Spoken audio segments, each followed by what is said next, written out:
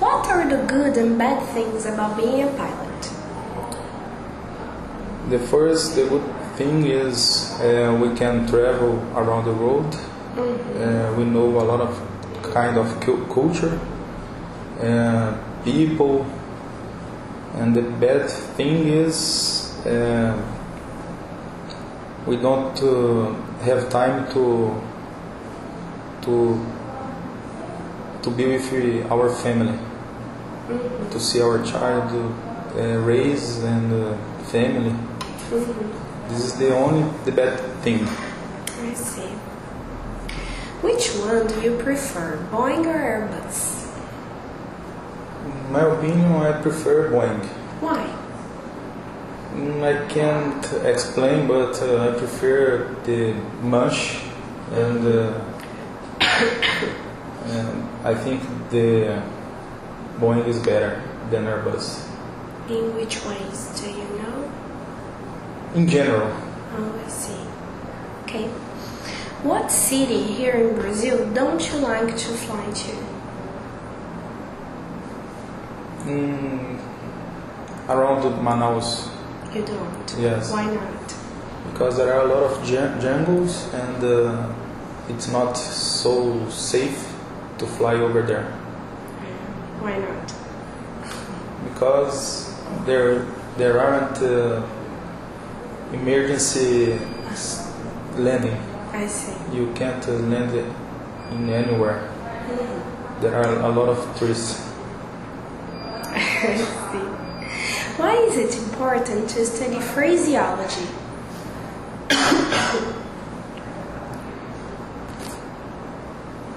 Phraseology is very important because if you study phraseology, you don't commit a mistake with the controllers. Okay. If you worked abroad, what airline company would you like to work for? I would like to work in Emirates. Why? Because I think it's the best company in the world nowadays, and the salary is good. Right. The aircraft is good too, as well. Do you know anyone who works there? There are a lot of kind of aircraft, Airbus, Boeing, but I would like to fly Boeing 747. Okay. As a pilot, would you encourage your children to be a pilot too? If my child wants to be a pilot, it's his decision. But would you encourage? Yes. Yes. What problems may a pilot face at customs?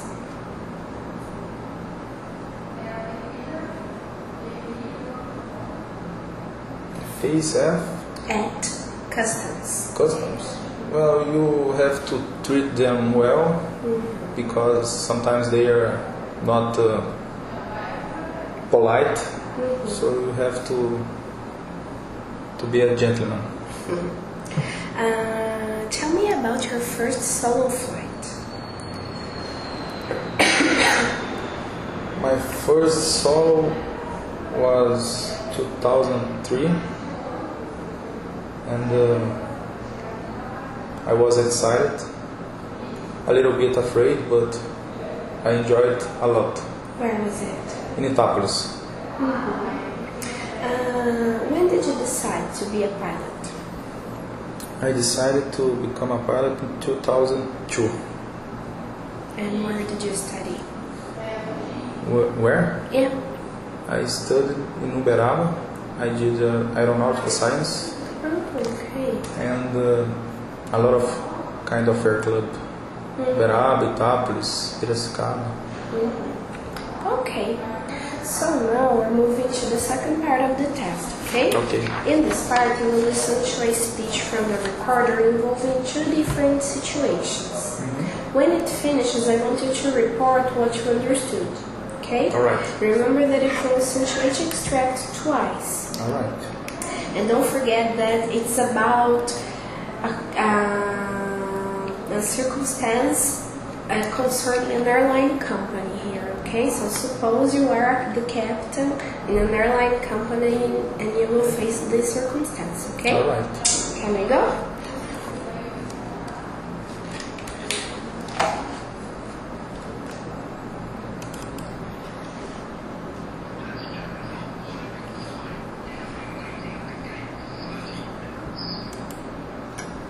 What did you understand? Can you repeat one more time?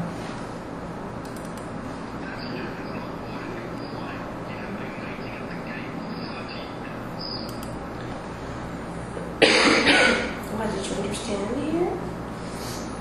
The passenger is waiting for 14 minutes. Okay, so I want you are the captain, okay?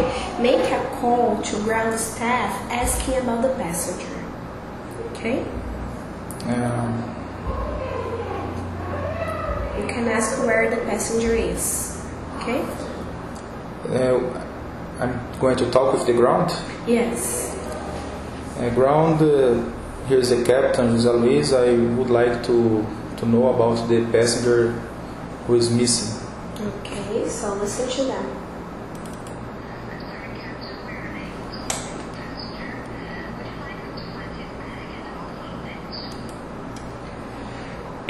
One more time.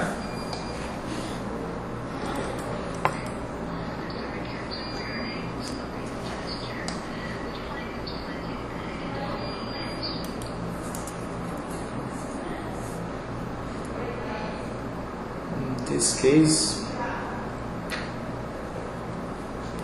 the flight attendant is not able to look for the passenger. And she asked you a question. Did you Yes, understand? if I would like to look at his baggage. Okay, so tell her that you are going to, you want them to offload the bag. Yes. Please, I would like you to offload the baggage of the passenger. Okay, so listen to them.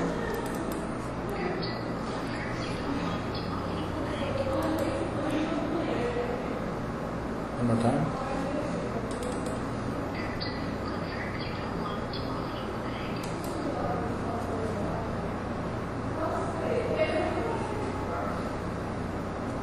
This I didn't understand as well. Okay. So let's move to the second situation. Before I play the CD, can you tell me what a compressor stall is? Compressor stall? Stall,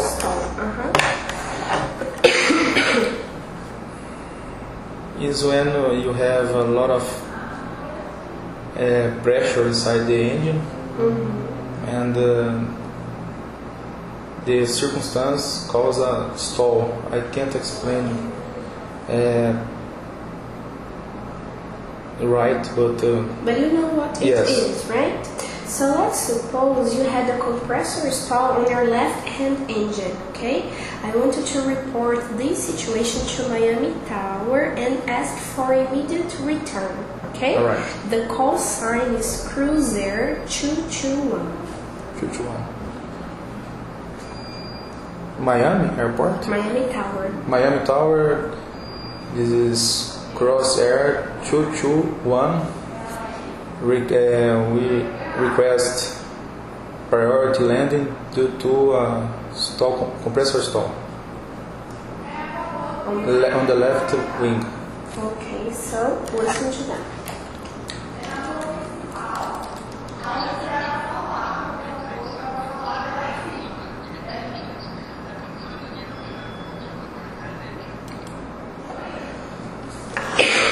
He asked me if it's the right wing. Okay, so confirm. Miami Tower, no, it's our left wing. Okay. So now we're moving to the third part of the test, okay? In this part, we will listen to two different situations again, but this time I can play the CD only once. All right. Okay? Then you tell me what you understood, and I'll ask you some questions about the situation. Okay? Okay. Let's go.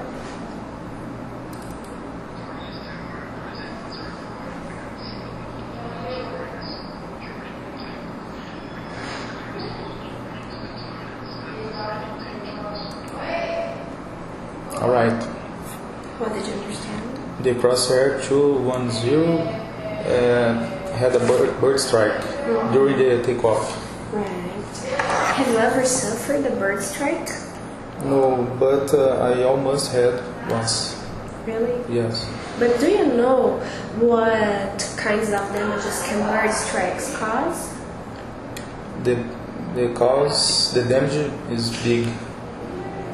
Sometimes the bird strike can destroy the aircraft. Not destroy, the aircraft can crash it.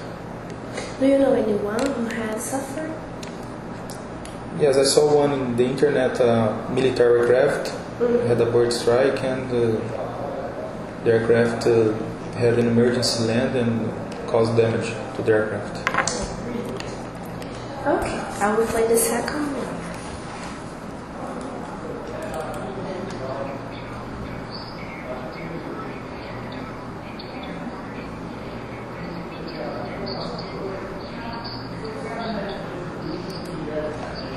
Sorry. What did you understand here?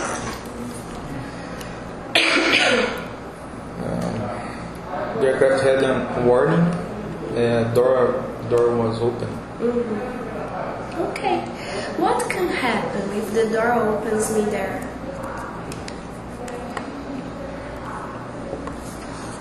In a big aircraft. It's not.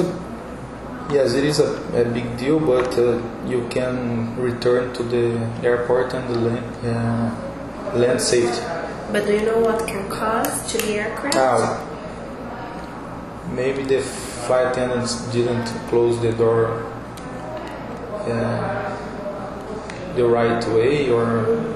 And if it happens, what might happen to the aircraft? Had pressure inside the aircraft, and they can't fly level 100. So, and the procedures yes, to be followed? They have to land immediately. Now, considering both problems in part 3, do you remember the first problem? The first problem is what? Bird strike. Okay, and the last one? They open.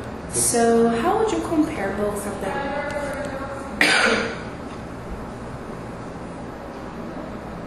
The both situations are you have to become calm, and you have to react immediately. And the procedures, I think, is the same. You have to return and land. In your opinion, what's the worst emergency a pilot can have?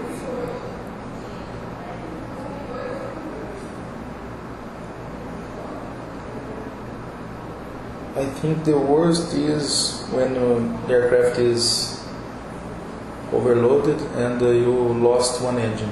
Why? You have two engines and lost one during the takeoff. Why do you think so? It's very critical. It's a very critical situation because you are too weight, and with one engine is very complicated to do a emergency landing, and you have to return to land, and the aircraft is overloaded. So you have to be careful with your weight. Right. Okay. So now, as always, we're moving to the last part of the test, okay? All right. I want you to describe this picture to me, and then I'll ask you some questions about it. All right. This is a very big cockpit with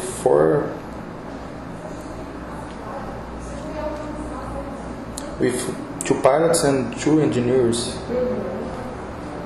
Okay. How do you think developments in technology affect pilots' careers?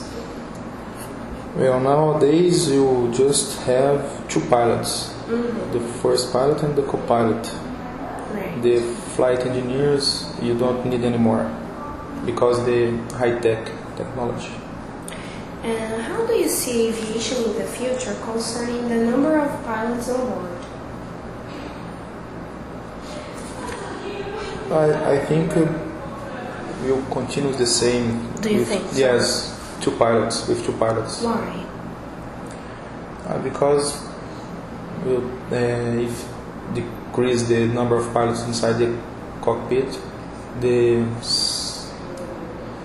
are a lot of work the pilot have to do.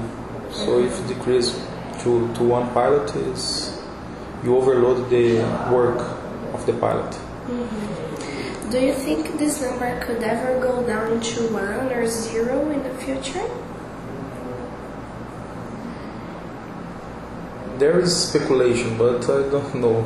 You don't know? Yeah, I don't believe it. Why not? Because of the safety, and the passenger will never fly with no one pilot inside the aircraft. Would you fly? No. Why not?